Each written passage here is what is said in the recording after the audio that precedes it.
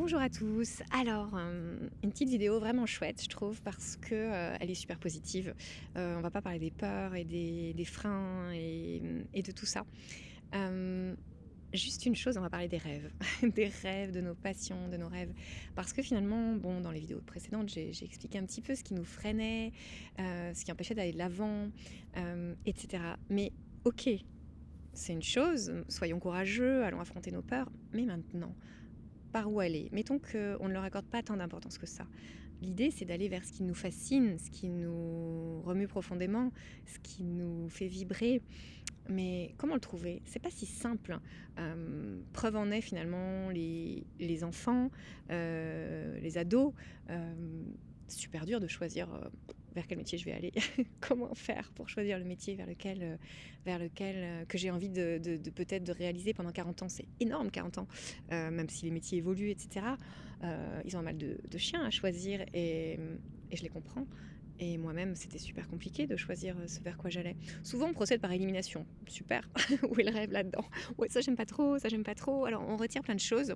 Bon, à la fin, ça aide un peu quand même. On a réduit le spectre, mais ça reste immense. Ça serait tellement mieux d'être guidé vraiment par son rêve et par sa passion.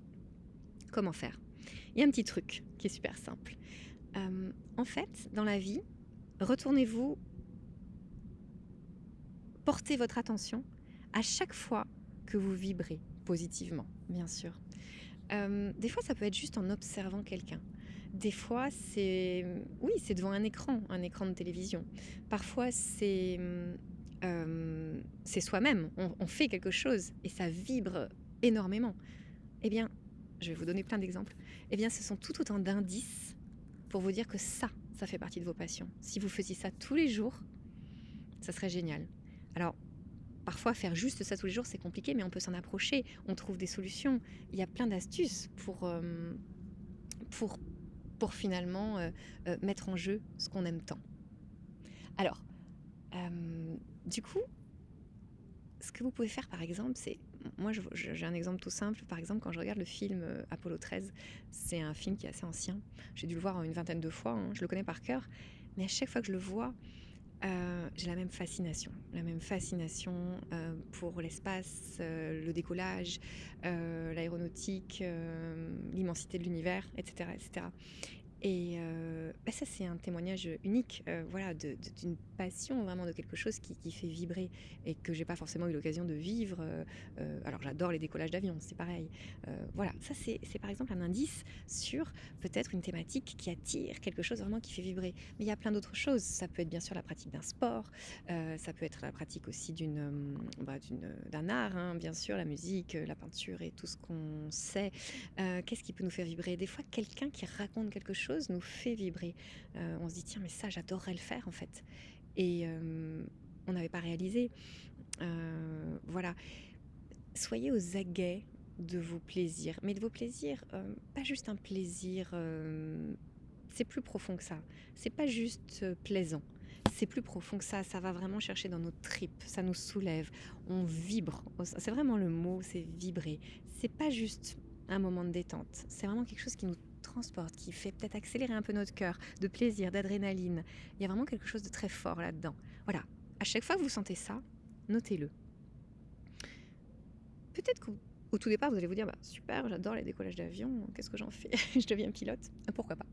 Vous pourrez peut-être passer votre brevet de pilote un jour, votre brevet de pilote privé. Mais c'est pas tout, ça va faire en fait un faisceau de preuves. Vous allez noter à chaque fois que ça vous arrive. Il faut être aux aguets, il faut pas être endormi dans sa vie de routine. Il faut pas avoir baissé les bras et se dire que bon, c'est fini, de toute façon, la vie est faite et que maintenant c'est trop tard pour changer. C'est pas vrai, c'est jamais trop tard. Il y a des gens qui changent tout à 70 ans. Non, c'est pas vrai.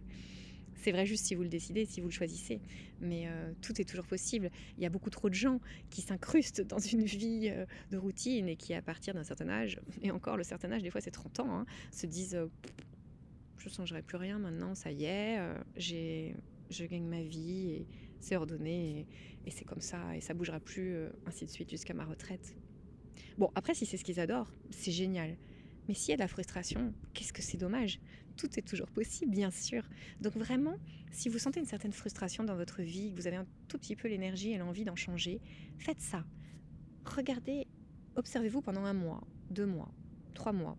c'est pas très grave, c'est pas très long dans une vie de 3 mois. Si ça peut permettre de changer le gouvernail et le curseur et d'aller vraiment vers ses appétences les plus profondes, c'est rien du tout. Donc observez-vous au travers de votre vie. Et voyez à chaque fois que ça vibre. Des fois, ça vibre juste quand on parle avec quelqu'un. On sent qu'on va dans quelque chose de très authentique, profond, et qu'on a vécu un moment intime, euh, même sans être quelqu'un de très proche. Des fois, avec une personne, on ne sait pas pourquoi il se passe quelque chose.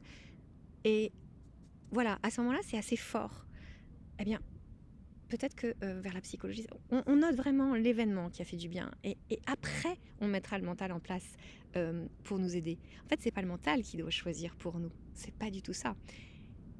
L'aiguillage, la boussole doit être profondément émotionnelle. C'est le cœur, c'est l'élan, c'est l'envie, c'est la joie, c'est le plaisir, c'est l'excitation. C'est ça qui doit être notre gouvernail. Donc on se note tous les moments où on a ce ressenti d'excitation, de joie, de plaisir et d'envie.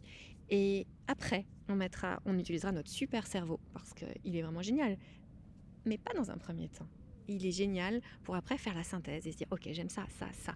Est-ce que je pourrais en mettre en place une partie, l'intégralité, peut-être seulement une partie, et ça pourrait être un loisir. Comment est-ce que je pourrais bouger? Après, lui, il est malin pour trouver des solutions, et il les trouvera. Si c'est vraiment un moteur de vie, vous allez trouver les moyens.